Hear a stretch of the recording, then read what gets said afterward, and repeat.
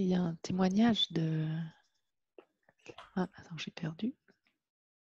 De Michael qui parle de l'auto-accompagnement, comment lui, quelque part, il vit des soulagements extrêmement rapides.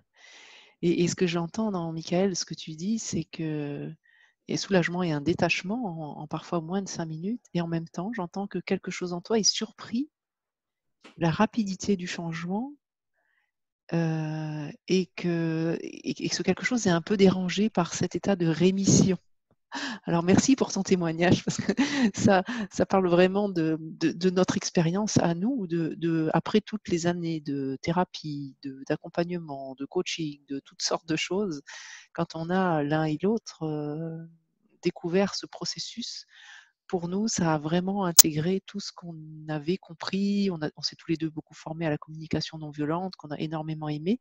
Mais il manquait quelque chose de plus et on a vraiment trouvé, avec le focusing de la relation intérieure, quelque chose de rapide à partir du moment où on était vraiment dans cet état de présence. C'est que le fait d'aller au cœur, d'entrer en relation avec ce qui est vivant en nous, d'aller au cœur de ce qui est vivant en nous, ce quelque chose, il avait simplement besoin d'être entendu, simplement besoin qu'on prenne un moment avec pour qu'il nous partage ce qu'il ressent. Vous savez, comme un ami, il vient vous voir et si vous vous dites « Ok, je vais prendre du temps avec toi pour vraiment que tu m'expliques ce qui se passe, etc. » Cet ami repart plus léger, soulagé, même si son problème n'est pas résolu, le fait d'avoir simplement été entendu. Donc c'est vraiment ça la posture de l'auto-accompagnement que tu vis, Michael, c'est que le fait de te mettre vraiment en compagnon de toi-même, eh ben, c'est parti, elles vont pouvoir être, être simplement écoutées et il n'y a rien d'autre à faire, c'est tout simple. Et j'entends quelque chose en toi peut être dérangé parce que tu n'as pas l'habitude, on a tous l'habitude que ça soit peut-être plus laborieux. Enfin, nous, ça a été nos expériences avant de découvrir ce processus, en tous les cas. C'est ce que je disais tout à l'heure, parfois quelque chose en nous peut être frustré, voudrait pouvoir explorer davantage ou mieux comprendre. Et c'est intéressant, voilà, d'observer ça. Hein, voilà, c'est ce qui se sent dérangé par ça.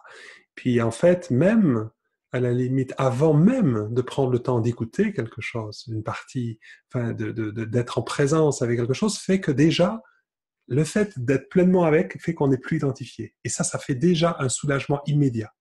Parce que ça fait un soulagement de passer d'un état je suis pris dans l'émotion à un état plus large d'espace, de présence, de retrouver finalement la conscience plus large de qui on est. Ça fait déjà comment dire, un effet immédiat de soulagement, pas parce qu'on va se mettre à distance avec ce qui est là, mais en fait, on va lui faire de l'espace. On va permettre à ce qui est là d'être là. On n'est plus en train de le retenir, vous voyez. Si je ressens quelque chose là et que je veux pas le ressentir, une partie de moi veut pas le ressentir, hein, eh bien, c'est la rencontre entre les deux qui est douloureuse. Et c'est là qu'on va dire on souffre notre émotion. À partir du moment où on va reconnaître ce qui éventuellement se bat contre, retient et tout ça, donc ce qui résiste, ce qui ne veut pas, hein, et en général ce qui ne veut pas, c'est une partie de nous qui est préoccupée, parce que ça a peur d'être envahi par ça a peur de ne pas savoir ce que c'est, pour toutes sortes de raisons, ça retient.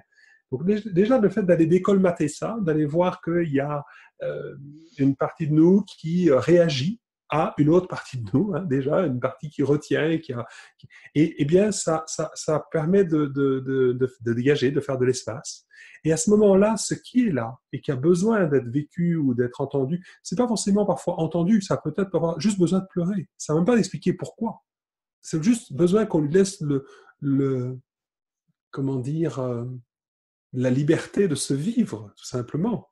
Et donc, à ce moment-là, ça peut se vivre. Mais ça, c'est pas douloureux, ça. Ça, c'est toujours, en fait, agréable parce que c'est une émotion qui se libère. Et puis, de toute façon, avant même qu'elle se libère, eh bien, je ne suis plus, on va dire, l'ami que je reçois qui est en souffrance, comme disait Coralie tout à l'heure. Je suis celui qui l'écoute. Et celui qui l'écoute n'est pas en souffrance. Il est présent. Hein? Voilà.